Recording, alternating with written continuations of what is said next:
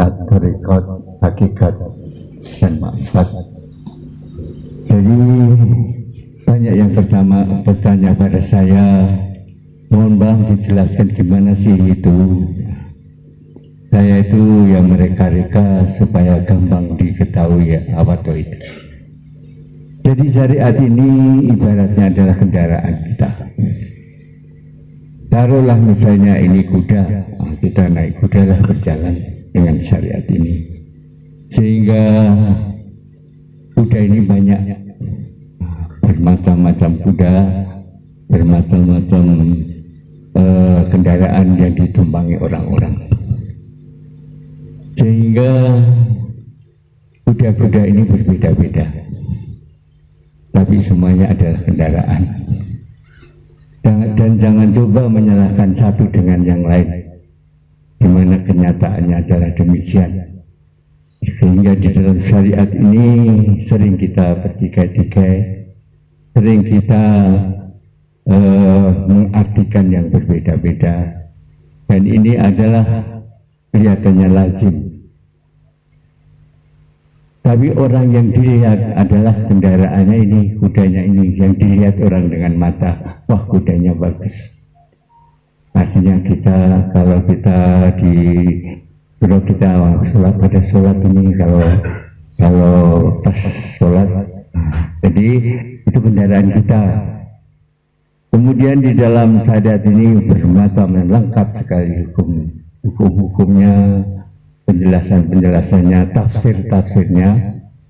Tapi kalau kita berkendaraan kemudian bertorikot, di situ diajarkan kepada kita pendekatan diri pada Allah Subhanahu wa Ta'ala. Sehingga kendaraan kita makin terarah, sehingga akhirnya kita mempunyai pendapat dan pendirian dan pengertian bahwa dekat dengan Allah, dengan mengingat Allah kapan saja kita ini berada, berbaring, berdiri, kemudian kita tegak, tidur, kita selalu beserta atau mengingat Allah.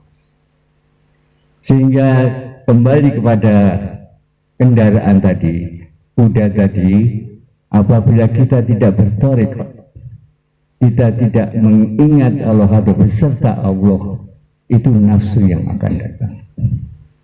Disitulah setan masuk, sehingga disitulah ramai sekali orang bermacam-macam pendapat. Sehingga kita bertorekot ini, kita mengingat Allah, berzikir, menyebut nama Allah, termasuk akhirnya syariat atau sholat itu selalu beserta Allah. Sehingga di situ tegaklah kita yang namanya kita beserta Allah kapan saja. Sholat itu berzikir, sholat itu berzikir, mengingat Allah. Nah, jadi disitulah artinya kita yang sering kita sebut sholat yang khusyuk. Nah, jadi kalau kita sekarang ini membicarakan masalah kuda hitam, kuda putih, kuda belang dan lain sebagainya, bukan lagi waktu kita. Kita sekarang menuju pada pendekatan diri pada Allah, beserta Allah, sehingga sholat pun kita beserta Allah.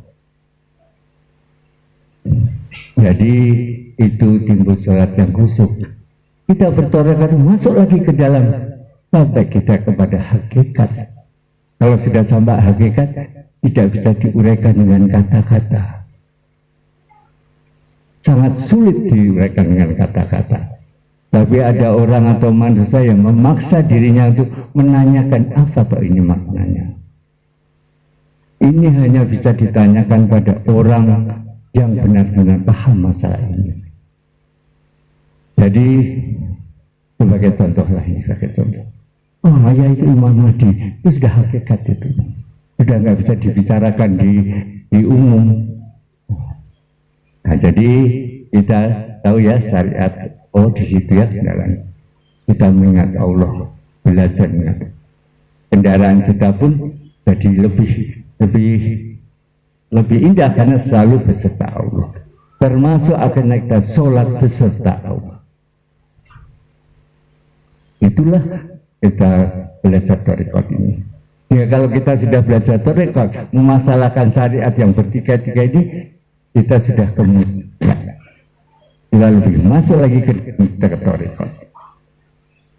Karena yang Anda Guru selalu menyampaikan tarekat kita ini berdiri tegak di atas syariat yang benar. Jadi kita alhamdulillah kita bersyariat bertarekat. Nah, itu luar biasa. Kalau hakikat ma'rifat kan nggak bisa diomongkan lagi. Wah, itu udah ahli-ahlinya yang bisa membicarakan. Bapak-bapak ibu sekalian, dalam kesempatan ini kami mohon sebagai murid yang mulia Anda Guru, belajarlah.